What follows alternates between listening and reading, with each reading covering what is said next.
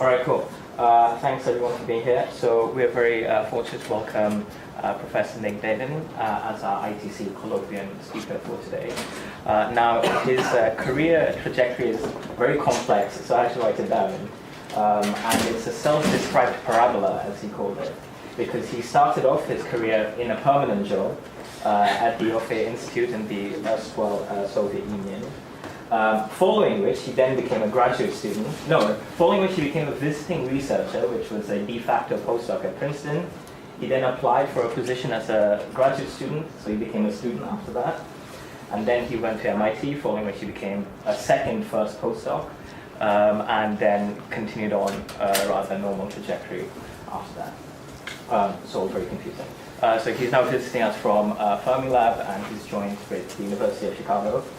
And he is a specialist on cosmological simulations of galaxy formation, specifically to do with the epoch of cosmic reionization, which will be the focus of his topic today.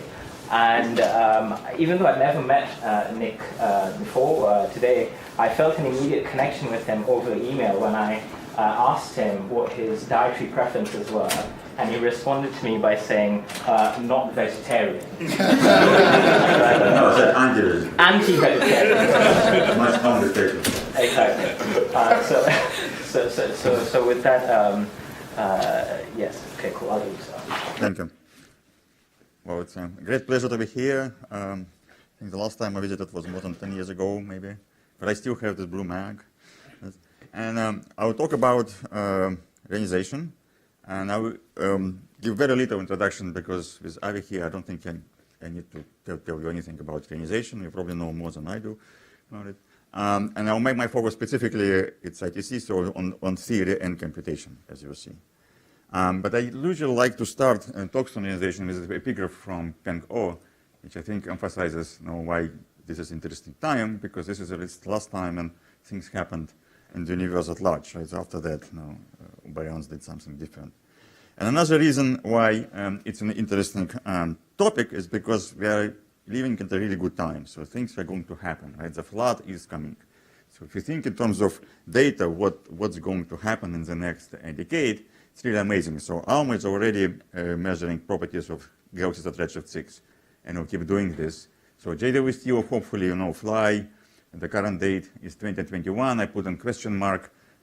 Actually, times 11 should be 11 question marks. It's 11 times it was delayed. But I will show some scientific analysis of this. So hopefully it will fly by next decade. 21 centimeter experiments. We hope will give some results somewhere early in the next decade. Big telescopes are coming online, and then there's also space surveys that will be also useful for reionization. So with ALMA already producing some really cool stuff. So this is a few illustrations of that. There was something like a pointer. So this is carbon-2 and oxygen-3 is measured by ALMA from one of the high redshift galaxies, redshift 6, and this is starlight. So this is a galaxy which has stars, gas from which those stars formed, and the results of this feedback, ionizing feedback from those stars are also different places. So we'll just go and figure out why it does this. And for some of them, it's already resolving rotation. This is a disk of one of the galaxies, redshift 6 as well. And so for some of them, they start resolving the gas distributions. So it's really, the data are coming, and it's also that relatively recently, it will be more and more of this. It won't be a flood, but the ALMA can be a constant stream of data coming from about this sub-millimeter lines in these galaxies. And JWST is the elephant in the room. It's hopefully flying in the next decade.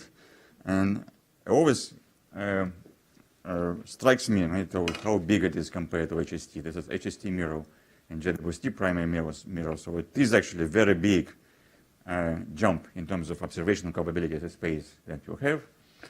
So we all hope it will fly at some point. This is a graph that shows the launch date versus the current date, right? And someone actually fitted the data, so it crosses at 2026.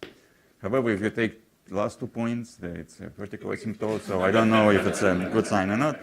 But we hope it will happen, right? We'll hope. And if it does, it will be great for this field because it will push observations of high redshift galaxies to redshifts 10 and maybe 12. So we believe predictions, and the luminosity function will be measured over some reasonable range of magnitudes all the way to redshift 12. Of course, there are galaxies at redshift 12. And what's important for the rest of the story is that it ends up around minus 15, right, in magnitudes. But using frontier fields, just like the trick that HST was used with, we can go to minus 13. So with strong lensing, using clusters as lenses to amplify the galaxies, you can go all the way to minus 13. And remember this lucky number, minus 13, to be important for the rest of the story. Right? Then the 21 centimeter, hopefully will come online. And the story with this is also amazing. So the prototypes, the first generation experiments found nothing.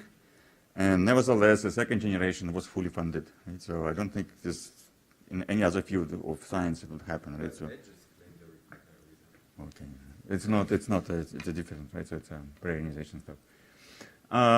So the next second generation SHERA is joint effort by paper and MOW teams, which are first generation experiments located in South Africa. That's a cartoon how it's supposed to look, and that's how it looked this April. This is the last last photo I was able to find on their website.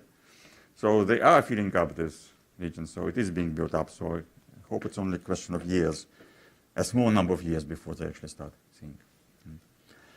The high redshift quasars, also these observations, the discoveries of high redshift quasars going through the boom right now. So that's the two plots from papers led by Eduardo Banadas. The two histograms look pretty much the same. Right? This is 2016, 2014. But if you look at the axis, this is 10, this is 24. So in 2 years, from 2014 to 2016, the sample doubled. The number of high redshift quasars that we know doubled. It's already pretty large, right? But it's actually going up very rapidly. And just the figure actually this week, right? From the paper this week, right, there are a few more. And there's another one, redshift above 7.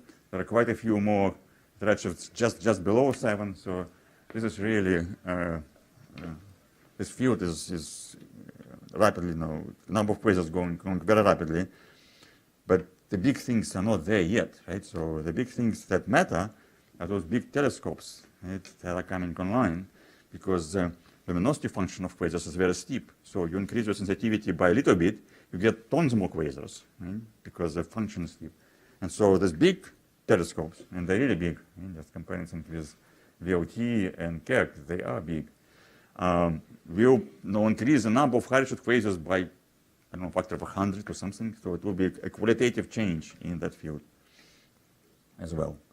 And then even later, the space missions like Euclid and JWST in particular will produce very large area samples of galaxies going all the way to redshift 6, and those will be useful for cross-correlating and doing 21 centimeter Lyman alpha. They will be shallow, so you only see the very tip of galaxy iceberg, but it will be used for cross-correlating with other probes. So a lot of science will come from that. And so there's a lot of data coming, and so the question you can ask is what we will learn from all that data. And the answer is actually not much, unless what? Institute of Theory and Computation. No, unless we have the theory. Historically, if you think about fields, the fields which were either dominated by theory or dominated by observations, those tend to stagnate. Right? Just ionization is research by itself. Right? For 20 years or 30 years, it was theory-dominated field. And at the beginning, it was fun. Then it was kind of petering out until the data started coming. And so we really need to have theory and observations on equal footing to make sure that we make rapid progress. Right? And so that's going to happen. Right? So my talk is actually about theory and computation that we are going to develop to make sure that we can match the data, coming data. So let's talk now about how we model reionization. Right? And the whole process is actually very simple. We want to ionize the gas in the universe. So we have hydrogen atoms, and to ionize hydrogen atom, most of the time you need just one photon. Right? If you forget about secondary electrons, etc. So in the first approximation, you just need one photon. So if you have a region of the universe you want to ionize, any kind of region, you need one photon per hydrogen atom in this region. So the equation for the ionization is very simple, n equal 1. And well, then you remember that in this region may contain high-density regions which have high recombination rates, so maybe some photons will actually, atoms recombine, so they will need to ionize them second time again. And so then you want to account for the recombinations that happened and at whatever region you are considering, right? So this is average recombination time, not in the whole universe, in the region you are dealing with. And so it turns out that this very simple equation, like a master equation for the whole ionization research, you can derive all existing theories from this one. And it's very actually interesting that this one is extremely powerful. So I'll show you some examples how this is done. So the simplest model, I call it model sort of 0 point because it deals with the average universe. The simplest one, you can say, well, let the Q be the probability of a given region being ionized. And now take Q, multiply it by this n, I average over the whole universe, and I take a time derivative. So this is the average probability that Q is average probability. The average of this probability the whole universe is ionized. So you take it, you put it into this equation, and you equate it with the number of ionizing photons produced, and that's it. You're describing the global ionization process. And this equation was first introduced by Madau, Hart, and Rees in 1999, and it has been used many, many times ever since. Pierre published paper this year, still using this equation, and so it's still valid and can be perfectly used to describe overall ionization process. So that's sort of a zero-order model that deals with the universe on the average. The second type I call it one-point model because it deals really with PDF. Sometimes I call it outside-in. So, and it's based on this idea that galaxies are rare, quasars are even rarer in the universe, but there is small-scale structure now everywhere. And so if you think, sort of take a region which is far away from the sources, the average place in the universe, then you have density fluctuations, right, in this region on very small scales. And obviously, it's easier to ionize low-density gas than high-density gas because high-density gas recombines faster, and so it's harder to ionize it. You need more photons to ionize it. So in the first approximation, you can just assume that ionization is like the sea that floods the mountain valleys of the land. Right? The mountains remain above water, and valleys are flooded. And then if you increase the number of ionizing photons, you produce more and more of them, then you ionize high and higher density gas. And in the simplest version of this model, you can assume that the boundary between ionized and neutral is just sharp. So everything below some density is ionized, everything above some density is neutral. So in order to describe quantitatively the process, you need to know the density PDF. You need to know what's the density distribution in the universe, how many regions at a given density you have. Right? But if you have it, then you can calculate the average Q by simply integrating over ionized gas, ionized it from 0 to this cutoff, and everything above that is assumed to be neutral.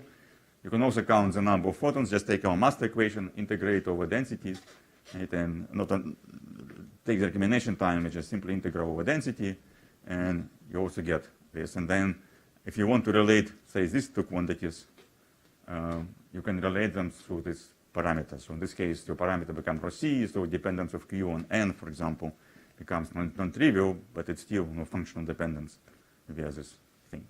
So a model was first introduced by George Numerical and Rees in 2000. It wasn't actually used very much, but it still describes this process. And it's called outside-in because you start with low-density regions and then you ionize high-density regions. So it's outside-in from point of view of density axis. You start from outside low density in high densities inside.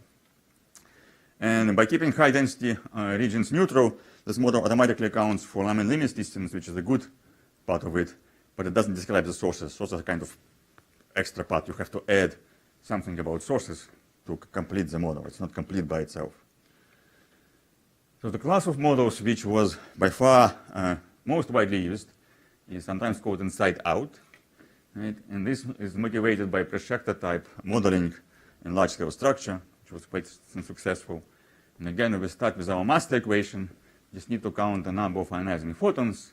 You count them by assuming that it's proportional to the collapsed fraction in your region. So you have some kind of large region in the universe. Some of the matter collapsed into galaxies. And then these galaxies will produce ionizing radiation. And then amount of radiation produced depends on this efficiency. The number of ionizing photons per collapsed baryon times this collapse fraction, which you can actually compute from the simple Pressure model. And so you can use this to describe any region. As long as in this region this number exceeds 1, you know that the region is ionized. If it's below 1, it's less than 1. I mean, it's not ionized, it's neutral. And so by using this equation, you can build a spatial distribution of ionized regions. So so how many of you know what the barrier crossing formalism is? If I ask you to draw me a barrier in a Gaussian random field, who can do it? You have to do it for your life. Right? If aliens come here and say only those who can draw the barrier can leave the room, raise your hand if you know. No? Okay, not many. So, so I have this animation which was made by my former student Sasha Kaurov, which actually shows the whole thing nicely. But I have to run it a few times because it's too much information in one run. So let's focus on this panel first. So this shows you the density smoothed on different scales. So there will be a filter. So I take a density distribution, I average the density distribution on a particular scale. So the larger the scale, the more smooth, right? The larger the scale, the larger the structures I can see. And as I decrease the scale, the size of the filter, then I get smaller and smaller fluctuations. And so this first one just shows the run as we smooth it on different scales. So you have these fluctuations, red is high, blue is low, and this is the size of the filter. It's a Gaussian filter, so it's not a flat inside it. But the smaller the filter, the more structure you can see. This is just Gaussian random field. So now we can take this filter, we can actually apply it to every point, and the filter applies to every point in space. But let's take one point, in this case, the center. And for each filter, after filtering it, we get the value of the density at the center, at this point. And if I change the filter, I'm averaging over different regions, the value would change. And so this changed value, I can plot as a function of my size of the filter. That's what this plot is. It's measured in terms of not density, but it's labeled sigma for some reason. So this is just the density of this field, of this particular point. And as I change the filter, then this blue point will correspond to the value of the density to just run. So I'll run it again. Right, so this is the density. As the filter goes down, density fluctuates. So that's called a trajectory in a Gaussian random field. So this is one particular point in this image at the center. If I chose another point, I would get completely different trajectory. Right? So, and for every point in this place, I would get some kind of line like this, and may go up and can go down. It can be it's a really random walk.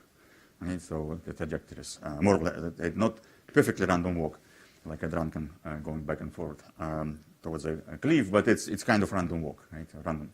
And then the barrier formalism works in such a way that I draw a line here, this yellow one. I call it a barrier, in some way, right? So I'm not specifying how I draw it, because depending on what physics I do, I would draw it differently. If I want to, say, find the Hale mass function, there will be one barrier. If I want to define which regions are ionized, there will be another barrier. But different physics will be described by just one function, the barrier. I just draw this line, and then whenever this trajectory crosses this barrier, I see something happens. In the standard Pratt-Schechter, it says this thing's collapsed into a halo.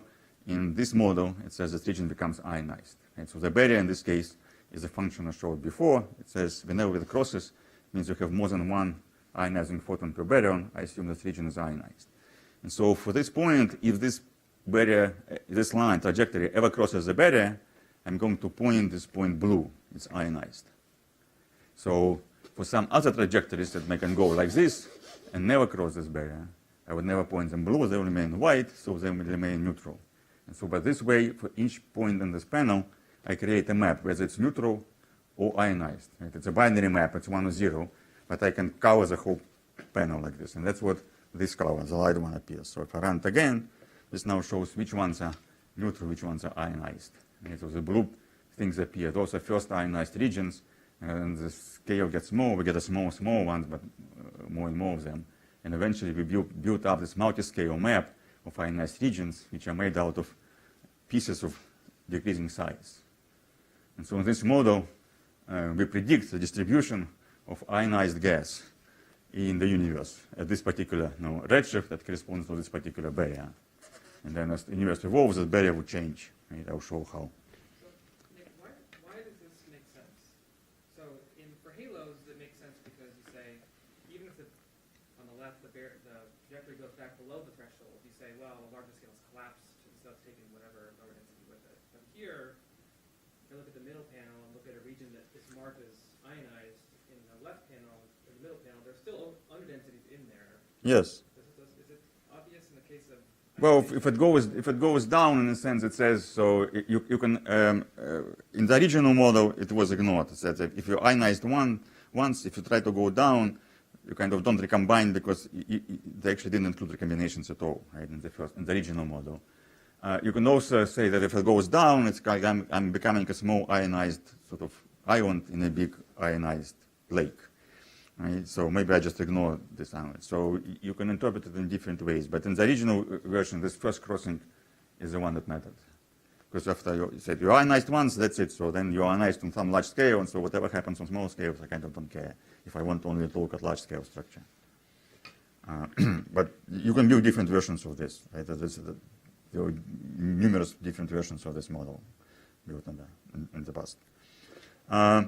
And so this first model was actually introduced here, right? And I'm not sure if ITC didn't exist at this time yet, right? But it was actually Steve Frontier who was a graduate student here at CFA, who with Lars and Matthias introduced it in 2004, and then said there were many different versions of this ever since.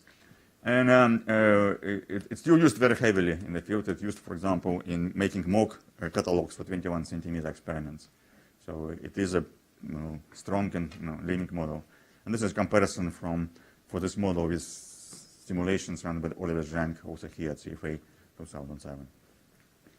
So for many years there was this ionization war, right? Is it outside in or inside out? Right? So is it, in terms of density, is it going this way? You ionized most of low density regions first, and then most of high density regions, or it goes this way. And so, because it can be both. So to answer that, we have to go to something beyond these models, right? We go to numerical simulations. And since I'm doing this, that's my preferred way of studying ionization.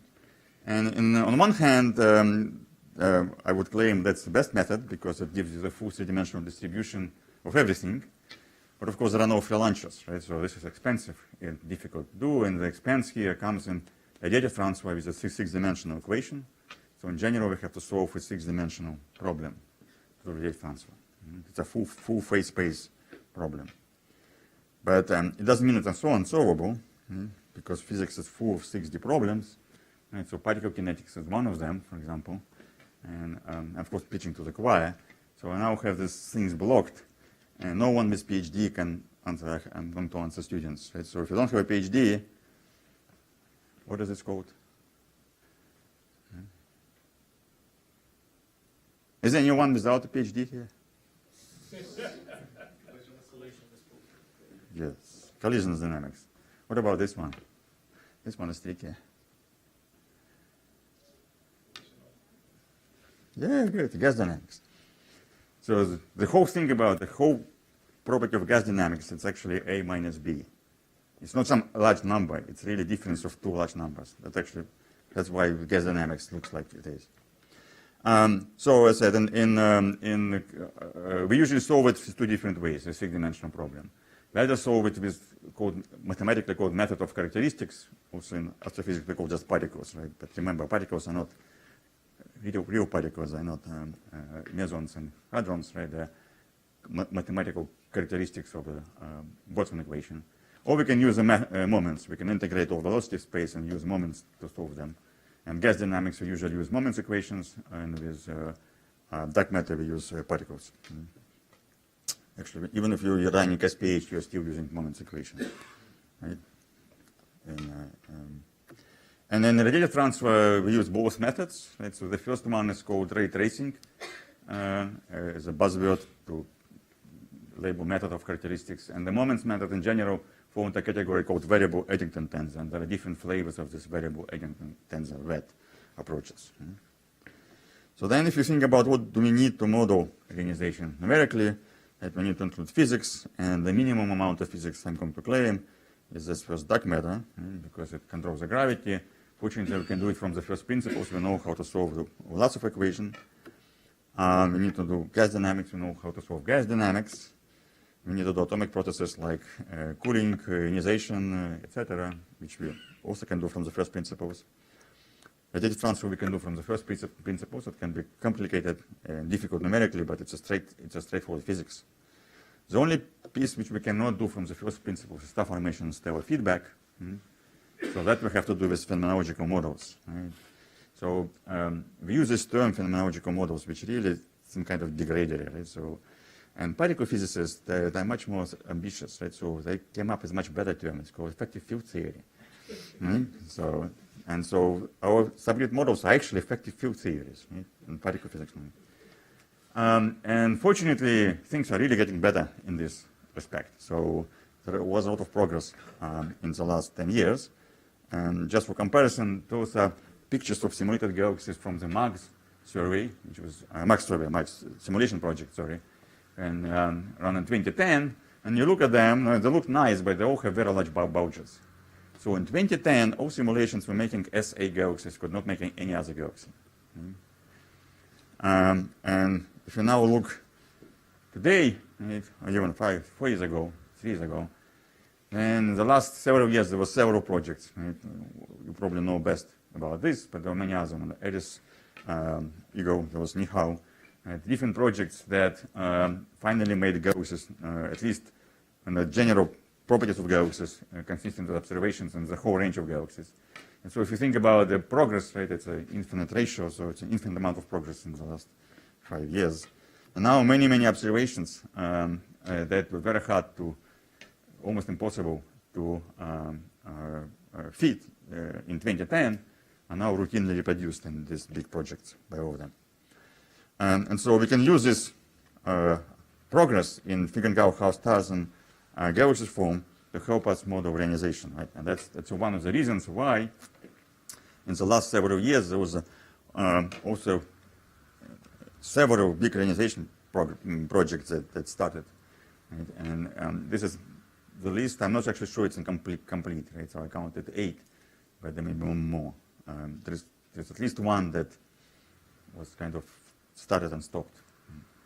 And so the goal, in a sense, what people realized, like that with this technology, you can actually qualitatively improve the precision in modeling reionization, and I will show you in a few examples.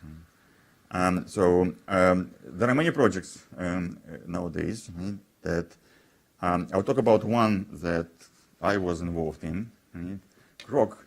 Right? But I want to make an important disclaimer here. I'm not going to claim that this is the best or the worst. Right? So in this category, there's no clear outsiders or clear winners. Right? So they're all doing very comparable work and comparable computational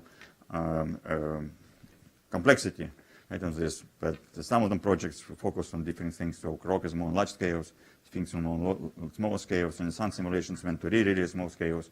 So we're all doing sort of comparable work, focusing on some particular aspects of this. So I'll talk about specifically CROC, but as I said, the other ones are similar in this respect. So if you think about what we need to do numerically to model reionization, in addition to physics, we need to capture the proper scales. Right? If you're not resolving things you are interested in, then it's not useful. So we go to, if you want to capture most of star-forming galaxies, you need to go to boxes of the order of 100 megaparsecs. Right? So if you take L-star galaxy at redshift 6, there is one L-star galaxy in a box 10 by 10 by 10. So if you go, say, 50 megaparsec boxes, then you have sort of 100 L-star galaxies. I don't know if 100 is a good enough number for the average universe, but at least it's not a few. So you need something of the order of 100 megaparsec to have many hundreds of L-star galaxies in your box. If you want to resolve star formation, you need to go to special resolutions of resolution of hundreds of parsecs, right? So, and Ego and Alastris, Nihao and other projects show that that's a good resolution to work on. And of course, it depends exactly, your exact resolution depends on the subgrid model, but you want to be somewhere in this range to get at least overall properties of galaxies right. Then if you want to resolve all star-forming galaxies, you need a mass resolution of at least 10 to the 6, right? And I put at least here on purpose because some people will argue you need many times lower than that. And so, but even with this number, we are talking about simulations which have spatial dynamic range of 10,000 and a mass dynamic range of the order of 10 billion. And for students, it's a homework question how you divide 100 megaparsecs by 100 parsecs and get 10 to the 5. I'm not going to answer. That's for you to decide. And so these numbers are very large, right? But they're not unreasonable today. They're not unreasonable thanks to this wonderful graph that shows the Moore's law, one of them. There are many different versions of the Moore's law that shows the speed of the fastest supercomputer on Earth as a function of age. So I could only make it from this year because that's where the data are available online. I've seen graphs that continue this line all the way to like 1960. So that was a power law for many, many decades. So the blue one is the fastest supercomputer in the world. The doubling time is 13.5 months. The red one is actually the fastest in the US. And you can see US was a leader for, at least in the past, for most of the time. And yellow is the fastest in China, right? So which has a doubling time of 10 months. So if you're interested in doing exascale computing, it tells you right away which country you should go to. But the overall trend is there. So there were some claims that it's kind of slowing down in the past, but then it was going faster than average for an equal number of years here. So it's not clear whether it's actually saturating or not. But what's also important is not that it continues expanding rapidly, I mean, constantly at constant rate, right? So just for, if you didn't pay attention, this is a linear axis, and this is logarithmic, right? So a straight line is exponential, yeah. And for numbers, sorry if I'm being sloppy, teraflops mean 10 to the 12 floating point operations per second. So laptops are somewhere around here, I think. That's sort of teraflop type. Probably less than teraflops. So 10 to the 3 is petaflop. It's 10 to the 15 floating point operations per second. And exascale is 10 to the 6. They're not there yet. So what's important about this plot, in addition to this fast growth, is actually the numbers. It turns out that this range, the reason why there are so many reionization projects started at the same time, is because this is really the good range to model reionization. This is the range of performance where you can get this 10 to the 5 and 10 to the 10 numbers that I mentioned in the previous plot. So that's the reason why we can do it now, because the machines finally became fast enough. So I always tell students it's great to work on computational astrophysics or physics in general, because if you want to do some problem and you cannot, like, computers are not powerful enough, all you have to do is to go to the beach, lie there for 5 years, then you come back and you can do it again. So in essence, I did the same thing, except I didn't lie on the beach for 5 years. But so in terms of CROC, to be specific, that's what we are doing. We are running simulations with spatial resolution in physical units from 100 and 200 parsecs, so 100 parsec is the main one. And with math resolutions from under 10 to the 7 to 10 to the 5, in boxes going from 20 to 80 chimps, right? And everyone knows what a chimp is, I guess. No? It's the one that Cosmo just used, moving H inverse megaparsec. Right? And this is number of particles and cells. It's a AMR code, so it's a number of cells in the initial conditions, and then as mesh structure develops, you get more cells than that. So the biggest runs we could run is 2000 cube. So those are all finished. This one is in preparation. The ultimate one, the one that I really would like to run, is actually this one. Right? But that's more than 1 billion CPU hours. So nowadays, today, to get this amount of time, you have to promise to kill a large number of people. Otherwise, you cannot get this. But even with this sort of partial sampling, without trying to have one master simulation that solves it all, just having different resolutions at different box sizes, you can already do a lot of interesting things. Yeah. So when you talk about the spatial resolution of the MR, is that referring to the size of the smaller cell? Yes, the size of the small cell. So the real resolution is actually worse than that, right? So, but that's why it's sort of comparable to what ego illustrious now is. So the thing you get of this, now I'm going to show you a bunch of slides. I don't want you to go deep into sort of understanding them. It's just actually boasting, really, like advertisement campaign, right? So we now match the luminosity function, magnitude versus number of galaxies per magnitude.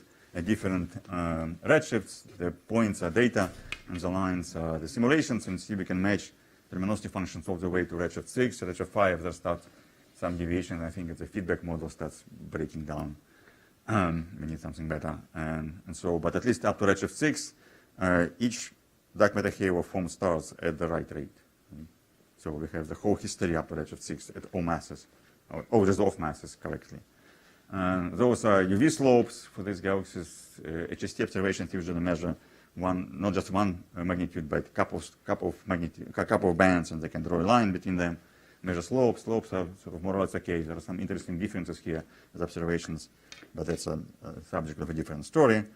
I think what's interesting about luminosity functions is that if you compare them with HST observations from different projects, so these bands are error bars from HST measurements from Frontier Fields. These are actually measurements. This is pulled from a recent paper by Richard Baumans, who spent all his career measuring luminosity functions of high-redshift galaxies. So this is the uncertainty because of lensing modeling. In the HST Frontier Fields, you use gravitational lens model of a cluster to amplify your high-redshift galaxies and get to see the ones which you cannot see without gravitational lensing. And so this range up to about magnitude 15, they do well, but at beyond 15, they cannot rely on lensing modeling is not good enough to give you a precise value for the magnification you have. And so you can see there's different projects here shown as Dragon's CROC, Renaissance, this one actually Aurora, and another one Cosmic Dawn. And we kind of all agree where the data are, and we all disagree where there are no data, not surprisingly. And this is not a small difference. This is an order of magnitude. Right? And this difference is actually very interesting. It's not because they're just sloping. Right? So all the things numerically converged. So the difference here because we make different assumptions about how stars form in the galaxy. So the different feedback and star formation models here.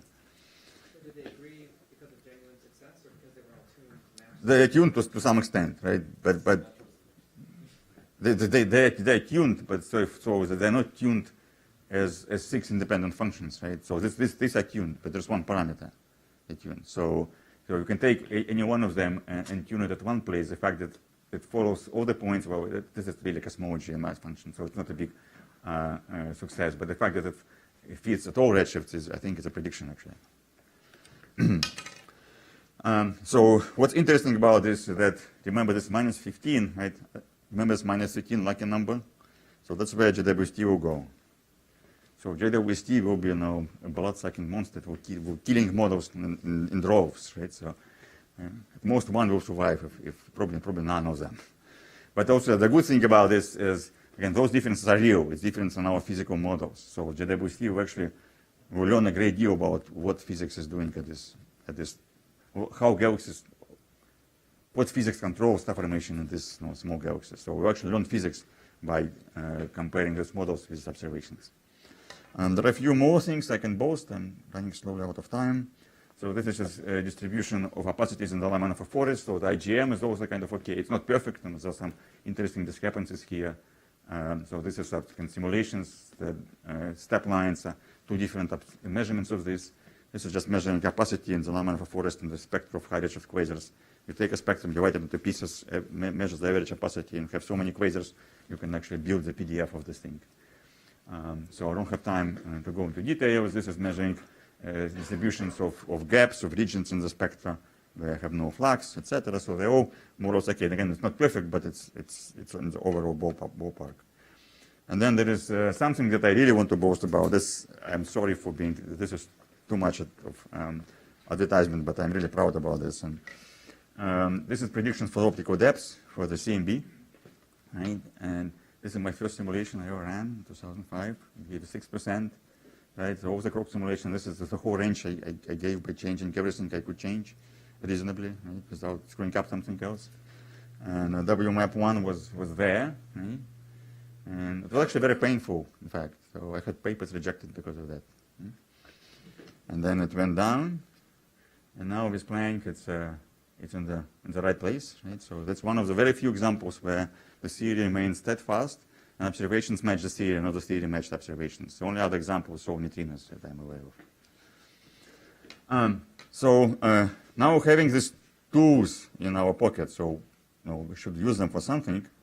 And so now let's go back to the reionization war and check what the simulations tell us about, whether it's actually inside in or outside out. So, but before we do this, we need to take a step back and say, what does ionized really mean? Right? So if I take one atom, it's ionized instantly, but if I have a region with different places ionized at different times, I'm already averaging. So I have some neutral fraction, but it's not 1, it's not 0, it's not a binary, right? So it's somewhere in between. So we can say, okay, if I have a region and it's being ionized, I can say, when was the first time it was ionized, say, to 10%? Or I can say, when was the last time it was ionized to 90%? Right? So I can define those thresholds. And those two diagrams show the simulations, and the maps actually the redshift. The color here is the redshift. So each pixel here, the color of the pixel tells that when this pixel was first ionized to 10%. Though some of them were ionized to 10% earlier, some of them later. And so this is a redshift map. Right? So it's something which you normally don't see. It's not a map of physical quantity, it's a map of redshift. And here is a map of redshift when it was crossed 90% threshold. Well, 10% is not really very interesting because 10% ionized is not really ionized. So 90% is kind of more serious. So now if I take this map, what I can do, I can take these animations I showed you before with the barrier crossing. I can kind of wind them backwards. Right? I can take this map and from this map wind it back into the barrier. So I can measure the barrier in this barrier crossing model from the map like this. Right? Because I know what the density is at each point, and I know the redshift where the barrier. So reionization means that barrier was crossed. Right? So I know at each point when the barrier was crossed, so I can correlate it with density. You don't get a single line in this case, it's not one-to-one, but you get a pretty reasonable line with some scatter around it. So it's not a sharp barrier, it's kind of fuzzy barrier, but it's not still a barrier, it's not a fork filling the whole universe. So when you do this, you find that this 10% barrier always goes down, right, on the barrier on the left map, and the barrier for the 90% does something strange and does this kind of dance. It goes down to some point, and then it starts going up again. So it goes up and down for this. So in terms of this reionization, and I said that 10% is not really interesting numbers, this is just for comparison. 90% is kind of really ionized. Right? Or we could do 99% and 1%, it actually would be very different. So in terms of this outside, inside out, right? It's first inside out, so the barrier goes down, so it's something like this. Right? So you ionized the regions around the sources, and you ionize a lot of low density gas away from sources, but you leave this high density gas far away from sources neutral, and then with time you fill this low density gas, this high density gas again. And so you kind of reconcile these two models, right? You establish universal peace. There's no war anymore, and so both models are actually correct. They just describe different stages of the reionization process, right? So they're not describing the whole thing, they're describing two different stages.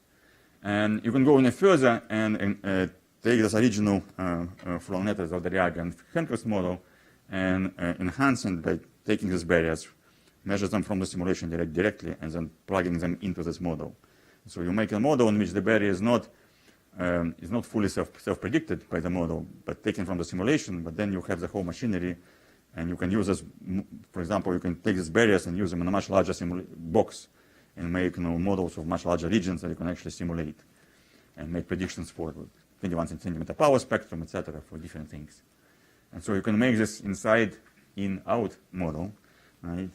And in fact, this model, I told also models, these are simulations.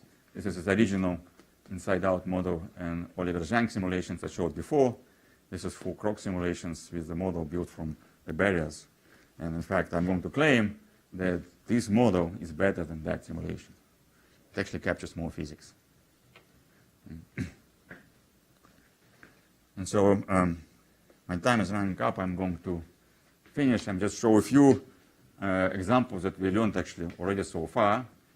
So modeling radiative transfer self-consistently, and this self-consistently means with the same resolution as your hydro. Right? So you match all your numerical components, dark matter, hydro, star formation, radiative transfer, they all have the same spatial resolution, solved in the same grid. It's actually very crucial to get this distribution of opacities in the IGM correctly. As said, ionization, I showed one example, ionization proceeds from inside out first and later outside in. Right? There is no effect on the star formation, there is no back reaction, so the ionization does not affect star formation in galaxies, because the galaxies which are affected by ionization have no molecular gas and therefore form no stars, under the assumption that stars only form in the molecular gas, which is an assumption. There is something interesting about cosmic dust, because those high-redshift galaxies are the only places in the universe where dust, timescales for dust formation destruction may not be small. Right? If you take the Milky Way and you have a star-forming region, the dust forms there essentially overnight, right? on a galactic scale, right? Very quickly. And so we can always assume in the Milky Way that dust follows metals, and the dust-to-metal ratio is kind of constant. And so the only place in the universe where this might not be true, either very small galaxies today or these early galaxies, because they both have low metallicities, and the age of the universe is very short there, so it kind of presses them against the dust formation time scale. So maybe something about dust as being a dynamical field that forms, being destroyed, created, not just a label that or paint that we throw into the simulations. Maybe we can learn something about this from the high-redshift galaxies. And so that's I'm actually running ahead of myself. This is a list of things that I think would be cool to learn in nearest future when all this wonderful data come. So again, JWST, by going down to -13, is going to really go into this regime where molecular gas becomes important. And so we may actually learn whether stars form into atomic gas or not. So one of the differences between different models is whether we make assumptions that stars form atomic gas or not. Again, maybe dust, maybe to test something about dust. With these large telescopes looking at proximity zones around high-redshift quasars, we may learn something about lifetime of quasars and which halos quasars live, etc. There may be really interesting constraints on galactic winds, because you can see oxygen 1 and carbon 2 absorbers, those exist in neutral gas. And so it's like a Lamanov forest, but now in oxygen forest. We may be able to learn something about the escape fraction as a function of galaxy luminosity by using 21 centimeter tomography. 21 centimeter tells that region which is ionized. We have maps of galaxies in this region. We just can count photons galaxies emitted, and we can compare them with the number of atoms those galaxies ionized. It would be really amazing. And maybe even something about dark matter. We have CMB experiments that we can measure the power spectrum very precisely, and there are already some claims that Planck data have some indication of early ionization above redshift like 20 and 30. So the only way to make this ionization redshift 20 and 30 is by having dark matter produce an ionizing radiation, by dark matter annihilating and producing enough photons to create some small but measurable amount of ionization.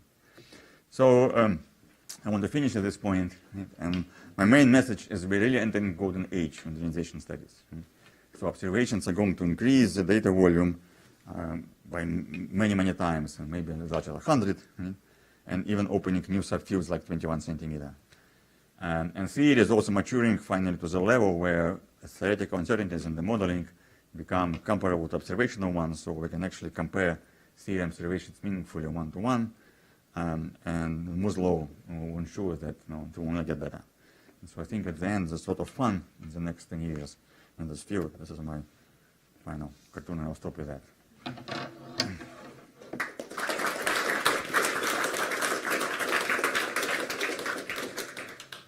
Before we go on to questions, she said there would be required to evacuate the room by 12 o'clock because they need to, evacuate is not saying anything, but they need to rearrange the tables and stuff with the ITC. So this inside-out, inside picture must make very distinct predictions for, I don't know, like the correlation function of Lyman limit systems during reionization or something. Oh, sure, yes. So I mean, I don't think anyone measured like correlation function of Lyman limit systems. Sure, but what's like the first of the testable predictions? What's the first one that's gonna come down the road? Do you think? So I think the most constrained one is the distribution of opacities in the Lyman forest. It's actually surprisingly strongly constraining observations even today. and the big telescopes will become even larger. So it's a tail, this high tau tail in the classical that you will get. And maybe the distribution of gas. Right? So to have these high density regions will produce, if they're properly aligned, and correlated, they'll produce big enough gas in the spectra. So this quasar spectrum of high quasars at 6.5 will be awesome. It's already very constraining. So if you increase the data by 100 times, it will just blow everyone over. Just decades trying to figure out how to feed those. So obviously there is subgrid physics in yes. simulation. The most important aspect is the mass function of stars. So you want to comment on the possibility that you have massive stars that could change significantly these dynamics. If the mass function of stars is tilted towards massive stars earlier. It's like everything together. What matters is the feedback, right? Model. And so the main thing that controls how galaxies live is the feedback. And so then your mass function is folded into that. Right? So your feedback model somehow accounts for it already. So I don't know whether you can constrain it separately, right? And how you will do that. Well, there are two aspects to it. One is the production of UV photons is more efficient if you have heavy stars. But the second is you have more supernovae. Yes. And so you clear the gas much more frequently. Yes. And so both of these are two different effects. The sources of UV photons are more numerous. Yes. And the feedback is more violent. Yes, but you can. I mean, if I take my model right now and change the IMF, yes, I'm changing the feedback. But you cannot compare my model with the change in feedback. None of a fair comparison, because my feedback model may be completely wrong. So you have to compare it with all possible feedback models, right? And then how do you know that I changed my model like this, and it's not described by a normal IMF with some other feedback, someone else feedback model. So I don't know if you how to separate it at this point, things like IMF from the feedback model that we have. So there will be models that feed the data. So how then interpret those subgrid models is entirely different matter. So whether you can clearly constrain the IMF, I don't know. I don't think anyone looked at that in detail. Because it all depends on what the ISM looks like and what the correlation in the gas. There are a lot of things that happen in the ISM and CROC feedback. And with ionizing feedback, you need to know the escape fraction. It's just don't worry about, don't open it ever. Never open the escape fraction. It's horrible things that the worst thing in ultraviolet. Yeah, hi. So I have a couple of questions. So firstly, kind of following up from what Charlie was asking you about. So there have been, there's at least one observation at redshift sort of 5.5 by George Becker of this very, very deep Gunn-Peterson trough, and that's been correlated with a underdensity of galaxies in that region. So I was just wondering if that is sort of fits into, like, where that fits into your picture of it's how there. inside out. You do need pretty big boxes to do that, because those things are rare. Remember, the quasars are pretty rare. So if you look at this is distribution of gaps, right? So somewhere here. But yeah, so it's only in 80 megapascal boxes you only have a few of them. But it's I don't think it's inconsistent with anything. It's just a normal density distribution in normal reality. There's nothing unexpected there. And then my other question was the plot that you showed of the redshift when things become 10% and 90% ionized. On the right hand side, this zoom in of like these regions that are becoming very ionized. Yes. I was just wondering why you have some regions that are ionized, they're fully ionized very early, and some that are much later. Is that because some of these are like this, you're right next to a source, but then a lot of that gas is very dense. So remember, this pixel is 1/256 of this box. Right? The dynamic range of the simulation is 10 to the 5. Right? So this pixel is a whole pixel like this would be 2005 would be the full cosmological simulation. So there's a lot of structure inside it. So this is this one ionizes pretty late, because there is clearly a very dense region with not enough process in it to ionize it internally. So it's ionized externally, but it's dense enough, so the electron just takes time to get there. So it's some kind of dense filament or protoclast or something. This is 2.5 megaparsecs, so this is whatever. 250 kiloparsecs. It's a pretty large region from a simulation point of view. So, I missed one detail in your talk about actual numerical methods. How exactly are you handling the radiation? Well, because I showed you 8 different projects, and 8 different projects used 8 different methods. Okay. So if you want to know specifically about CROC, this is my picture. We use a variable Eddington tensor approximation. This is using some kind of ray tracing with SPA. What McDonald's is ray tracing. Crash is also ray tracing. So CROC uses variable Eddington tensor. Dragons, it's a semi-analytical model. It's not a simulation, so they're using something. It's not quite a heat transfer. So Emma, it's Eddington tensor. So it's like roughly 50-50. Half of those things use ray tracing, half of them use variable Eddington tensor. Physically, I'm trying to imagine what's going on. So, I mean, I've got a source sitting in some high density region there, and I'm looking at what's coming in to ionize this. Yes. So what do I do? I mean, do I trace rays across the? Well, that's one of the ways. So if you use ray tracing, yes, you're tracing characteristics of the, or you're solving the moments equations. You're solving for the value. But will moments work when I've got you have to compact regions well separated? No, they do. Yeah. You have to have a closure for that. So it's the moments methods are not exact, and they're also approximations. But the ray tracing is also an approximation. The way it's usually, I mean, if you write a mathematical ray tracing, it's exact, but the way it's implemented in code is also approximation. Okay. Yeah. So the way you do it, you solve the radiation field as it propagates. That's all the dynamical equation. I'm not sure I'm answering your question. No, you're not. But it's all right. Yeah. It's like with gas dynamics, right? You're not following particles colliding. Or with dark matter, right? So you're not following, or dark matter you're following particles. So but you're solving density and velocity. So here you're solving radiation energy density and flux and etc. on the grid. So just write the equation for this, and you do have to close the hierarchy of moments. So you do make an approximation at some point. And there are different closures. Well, the simplest one is diffusion. Right? No one uses diffusion approximation here, it's not applicable. There are other ways. So all moments equations are all approximate. Is this what you're looking for now? Yeah. It's just that I know enough about the moments to know that it won't work when I've got well separated clumps. Because you have to close it at first order, second order, whatever it is. You need too much angular information to take a source. You do have angular information. You have it on the whole grid. So the variable Eddington tensor is defined on the whole grid. So I'm not sure what you mean. Okay, I think. I mean, we can discuss it later.